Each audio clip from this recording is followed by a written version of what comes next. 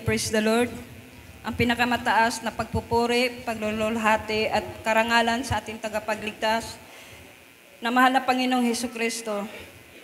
Dubling paggalang sa ating beloved parents in the Lord, ating inaalala ang pinagpalang aral at turo ng ating minamahal at ginagalang na pastor, Evangelist Wilday A. Almeida at mahal na Assistant Pastor Lina C. Almeida. Pagbati sa beloved Almeida family, beloved preacher, workers, mahal na mga kapatiran at sa mga baguhan man. Ako po nagpapasalamat sa ating pinakamamahal na Panginoong Hesus. Nandito na po ako ngayon sa inyong harapan, nagpapasalamat. Hallelujah, praise the Lord. Pinapasalamatan ko po sa ating pinakamamahal na Panginoong Hesus ang mga kabutihan sa aming buhay, sa mga pagsubok. Nandiyan palagi po ang mahal na Panginoong Hesus. Kagabi po, may mga pangyayari na hindi mo inasahan.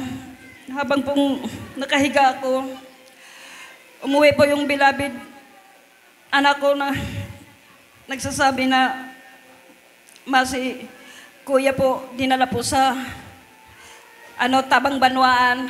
Akala ko po na aksidente.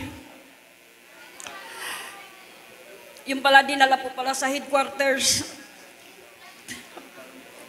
Nagpapasalamat po ko sa ating pinakamamahal na Panginoong Hesus dahil po wala pong nangyari po sa kanila.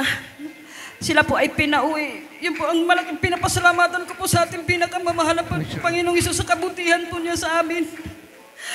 Kahit po sa anong mga pagsubok, nandyan po siya palagi. Maraming salamat po. Share ko po lang po sa inyo nung 2023 po. Ganito pong bulan, March. Yung ang beloved bunso ko po ay na-aksidente po dyan sa Kulaw-Kulawan. Hindi ko po, habang nagtrabaho po ako sa Cubao, na po siya, nalunod, na aksidente po, natamaan po yung ulo niya, yung kalaro niya, pero hindi po alam na, yung pala, habang natamaan po siya, po siya, na himatay, pero akala lang po nila na anod lang, akala lang nila na nagpaatong lang, yung pala, wala na po siyang malay. Buti po, nakita po siya ng kalaro niya, at saka yung taga-Kulaw-Kulawan, binuhat po nila yun, yung pala, wala na po siyang malay, grabe na pong dugo sa tubig. Dinala po siya sa hospital. Pinapasalamatan ko po sa ating pinakamamahal na Panginoong Hesus. Nung time po noon, board exam po nung beloved anak ko po, umuwi po ako agad dito ng Bicol. Pinapasalamatan ko po sa ating pinakamamahal na Panginoong Hesus. Wala pong nangyari sa kanya. Yung CT scan po niya, cleared po lahat. Isa po yung pinagpasalamatan ko po sa ating pinakamamahal na Panginoong Hesus. Sa mga pagsubok, nandyan po siya palagi, handang tumulong, maggabay sa amin, sa buong pamilya po. Nandyan, walang-wala po kami nung panahon, grabing paghirap. Kasi po ako lang po naghanap buhay. Kung wala pong trabaho, walang makain. Pero nandyan po palagi, mula pong dumako po ko dito sa banal na gawain na ito, dito po ako pinagpala, kahit pong walang-wala, nandyan pong kusan dumarating sa amin. Pinapasalamatan ko po sa ating pinakamamahal ng Panginoong Hesus.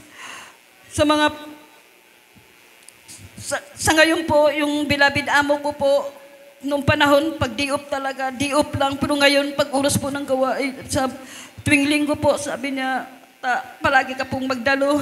Isa po yan sa pinakapasalamatan ko po sa ating pamahal na Panginoon kasi po, hinipo po kanyang puso. Nagpapasalamat din po ako sa ating pinakapamamahal na Panginoong Hesus sa mga pagpapalang binigay niya sa amin.